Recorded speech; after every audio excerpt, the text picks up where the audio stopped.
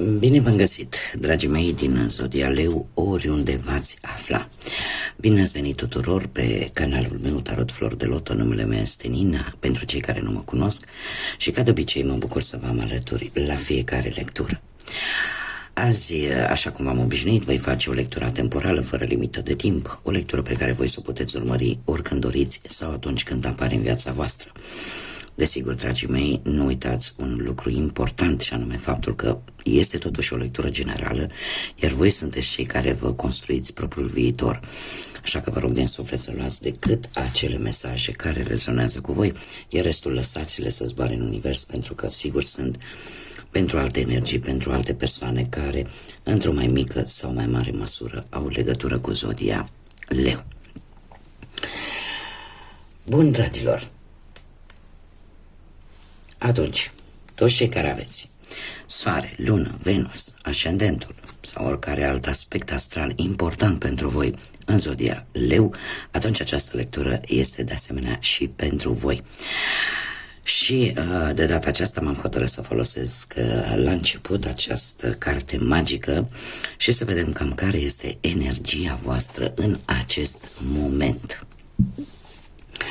Și haideți să vedem care este energia, dragilor mei, din Leu.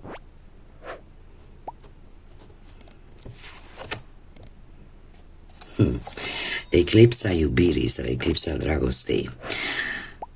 Se pare că unii dintre voi treceți printr-o fază de schimbare dramatică în viața voastră sentimentală.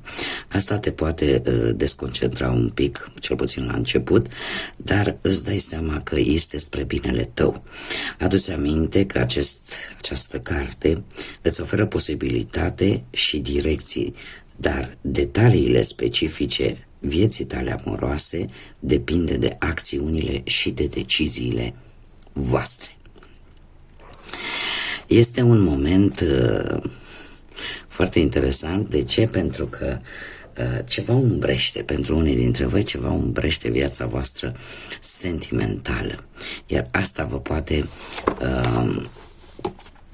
poate debusola un pic așa, dar știți cum e, că sunt perioade în care, chiar dacă aparent lucrurile par să fie negative, totuși ele sunt făcute cu un scop. Eu merg pe principiul nimic nu este întâmplător. Acum, haideți să vedem ce ne spune și tarotul animalelor și începem, bineînțeles, cu partea profesională.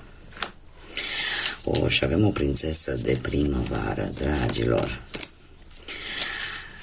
Sunteți în o veste, nu știu, o veste care vă ajută sau v-a ajutat într-un trecut nu foarte îndepărtat, v-a ajutat să vă dezvoltați, să creșteți, da? Să aveți o creștere la nivel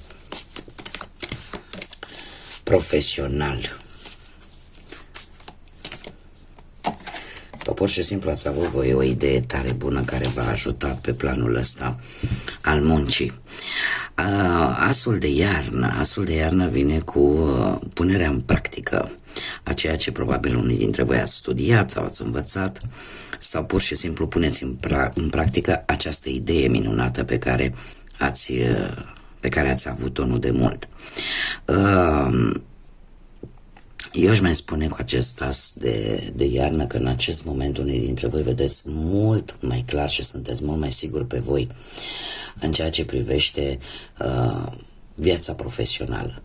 Unii dintre voi e posibil să înceapă o activitate sau să fi început de puțină vreme o activitate care cumva să nu fie avut nimic de văzut cu ceea ce făceați înainte. Dar e vorba de noi proiecte de viață, e vorba de abordarea într-o manieră nouă a unei situații legate de viața profesională. Viitorul apropiat, dragilor, vine cu trezirea, da? Sau vine cu spânzuratul ar fi aici, da? În care v-ați fi nevoiți să priviți un pic lucrurile diferit în ceea ce privește o anumită situație. Și numai în felul ăsta lucrurile încep să capete un anumit sens sau să capete o logică. E posibil să apară un mic blocaj da? Poate la locul de muncă sau poate în ceea ce privește un plan relaționat cu munca, dar este doar, cum să spun eu, o schimbare de imagine. Cumva va trebui să privești lucrurile dintr-o altă perspectivă ca ele să capete un sens. Da? Vine un mic blocaj. Așa că nu va fi ceva de durată, dar lucrurile încet, încet vor începe să se pună în mișcare. Și probabil că și blocajul ăsta vine tocmai pentru că sunt lucruri pe care parcă nu le înțelegeți de ce se întâmplă. Dar nu va fi de durată. Haideți să vedem pe plan material ce vine pentru dragii mei din Leu. Dragilor, se pare că pe plan material ați avut niște venituri destul de bune, nu știu, norocul cumva parcă a fost de partea voastră, cel puțin pentru unii dintre voi, pentru cei care veți rezona. E adevărat, nu a venit așa cu saci de bani, dar a venit exact atât cât va trebui, da? Cumva în funcție de necesitățile voastre. E posibil să fie avut parte, nu știu, de vreo moștenire sau ceva bani din trecutul vostru, ceva oarecum s-a rezolvat și ceva care zic eu că a avut sau nu de a face cu posibil cineva din familie. În prezent sunteți chiar voi în care se pare că a sosit momentul să faceți un pas înainte și să luați frâiele, ca să zic așa, unei anumite situații care pe voi vă ajută să faceți bănuți. Așa că planul pe care voi îl aveți relaționat cu anumită sumă de bani sau cu o anumită situație care implică un câștig financiar, se pare că îți vor ieși. Îți vor ieși și eu aș mai spune că ai istețimea de a obține lucruri. Chiar dacă ele nu, cum să spun, nu obții bani în mod direct, poți obține lucruri care pot conduce la un câștig de bani. Așa că sunteți pe drumul cel bun din punctul ăsta de vedere material. Viitorul apropiat vine cu reînnoire, cu renovare.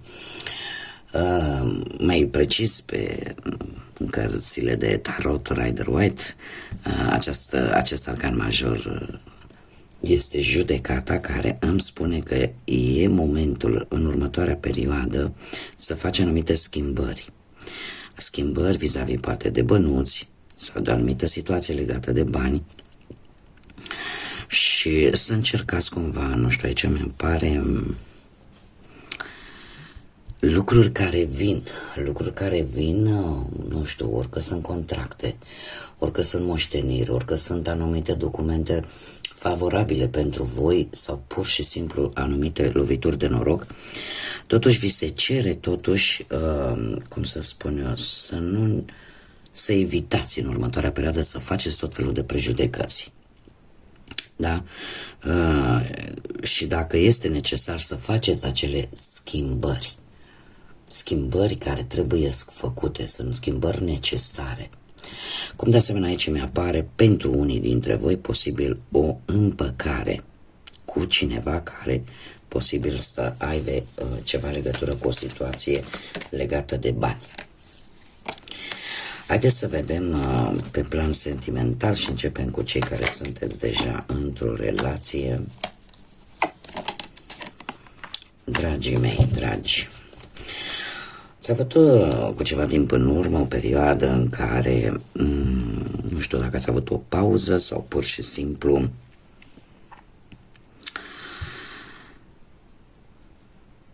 ați așteptat, nu știu, ați așteptat poate un anumit răspuns pentru unii dintre voi. Deci, ca să rezum, unii dintre voi ați avut o perioadă în care de stagnare în sensul de acțiune, ca să zic așa, în ceea ce privește relația voastră. A fost așa ca o mică pauză. Dar de ce? Pentru că e posibil ori voi, ori persoana voastră perechea voastră, să fi traversat un timp în care avea nevoie de a reflexiona mai mult, ori voi, ori persoana respectivă. De asemenea, Marea Preoteasă îmi vorbește de magnetism foarte mare. Asta îmi zice că ați avut și relația a fost plină de foarte multă sensibilitate, de foarte multă magie, aș spune, da? De foarte mult magnetism pentru alții. Treiul de primăvară mie îmi spune că sunteți într-un moment în care, atâta timp cât voi vă simțiți valorați, apreciați de către persoana dragă vouă, cumva lucrurile merg în direcția bună. Dacă nu, e posibil ca unei dintre voi în acest moment să vă puneți întrebarea dacă sunteți cu persoana corectă sau dacă sunteți în locul corect. Și să apară această tentație, ca să zic așa, să ieșiți un pic din zona voastră de confort. Șaptele de iarnă, următoarea perioadă, dragilor, trebuie să aveți un pic de grijă, să fiți un pic mai precauți. De ce? Pentru că aici e vorba de încredere. Unii dintre voi e posibil să fiți, cum să zic eu, să mirosiți ceva ce nu prea ar trebui să existe. Că e vorba poate de o minciună, că e vorba poate de posibil o anumită trădare, da?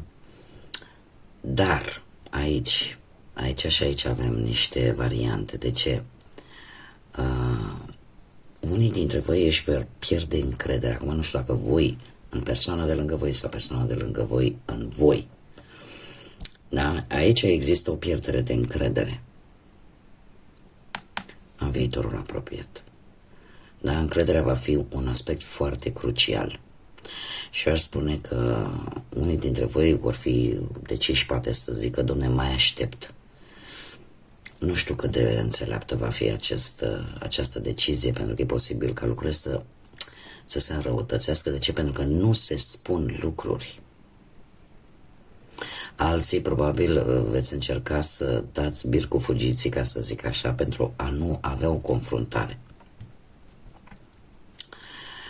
Da? Pentru a nu avea o confruntare e posibil să lăsați foarte mult de la voi. Cum bine văd aici, sunt lucruri care nu s-au spus, sunt lucruri care încă se țin. Eu aș mai spune, stați așa un pic, clarificăm 7 de iarnă. Clarificăm 7 de iarnă. Un as de primăvară, dragilor.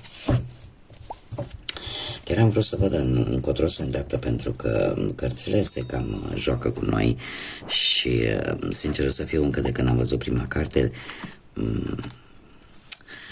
am avut așa o mică strângere de inimă, dar haideți să vedem ce se întâmplă. Deci, cum am mai spus aici, e o lipsă de încredere, dar cu asul ăsta de primăvară, ceea ce vă leagă pe voi, și se pare că aproape de fiecare dată se întâmplă acest lucru, este atracția fizică, este pasiunea.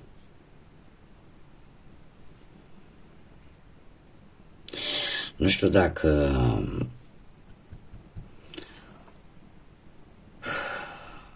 unii dintre voi sunteți, aveți, nu știu cum să zic eu, parcă e o modalitate de a rezolva lucrurile în relație folosindu-vă de atracția asta fizică.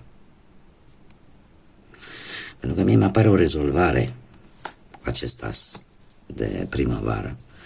O rezolvare care are foarte mare legătură cu chimica dintre voi, cu chimia dintre voi. Și faptul că parcă vă înțelegeți atât de bine pe plan intim, încât cumva lucrurile astea parcă, nu știu dacă neapărat se șterg cu totul, dar contează foarte mult. Pentru unul dintre voi contează foarte, foarte mult. Apare o nouă șansă, o nouă reîmpăcare, dar cum am mai spus, bazată foarte mult pe atracție fizică. Haideți să vedem cei care sunteți singuri. Cei care sunteți singuri, din păcate, poate în urma unei văduvii sau divorț sau separare. Dragii mei, sau poate nu v-ați găsit până acum jumătatea. Dragii mei, voi cu ceva timp în urmă ați avut parte de multe comunicări, posibil la distanță, prin intermediul internetului sau prin intermediul platformelor sociale, da? Sau poate chiar conversații prin intermediul mesajelor. Da? Ați avut, cum să zic eu, destul de multe șanse să cunoașteți persoane noi.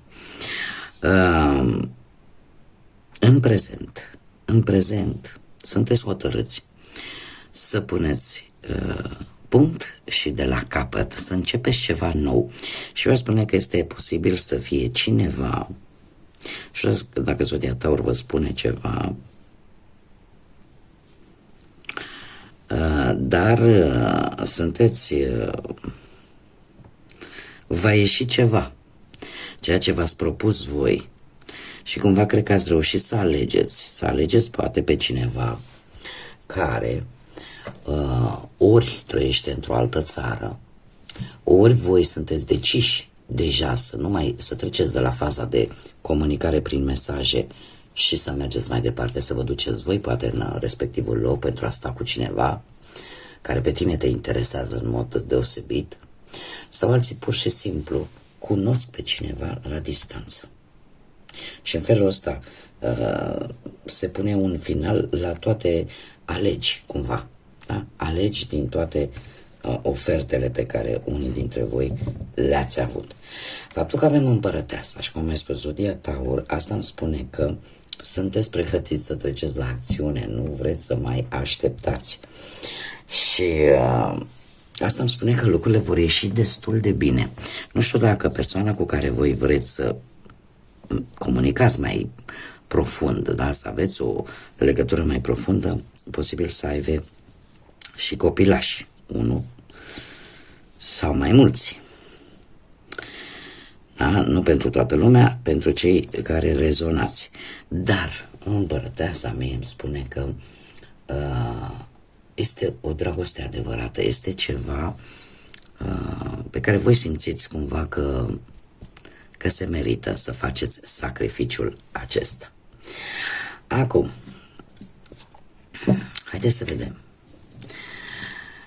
ce gânduri sunt, dar nu se spun, că pot fi ale voastre, că pot fi ale unei persoane, ale unei anumite persoane din viața voastră. Dar haideți să vedem gânduri care nu se rostesc. Ia să vedem. Este prea târziu, eu am mers înainte și nu îmi doresc să reiau relația sau să reiau aceeași situație. Deci este prea târziu, eu am mers înainte și nu îmi mai doresc o reconectare. V-am mai spus, poate să fie gândul vostru sau gândul persoanei, unei persoane de interes. Ce mesaj mai avem? Avem o ceață densă. Mergi cu curaj prin această ceață pentru că numai așa vei găsi răspunsuri. Este un îndemn de a nu vă lăsa, indiferent câte, nu știu dacă neapărat încurcături, câte piedici, mai bine zis, apar în viața voastră, nu vă opriți, mergeți înainte, pentru că în felul acesta, încet, încet lucrurile se vor limpezi, iar voi veți găsi acele răspunsuri pe care voi le căutați. Și mai avem ghidare.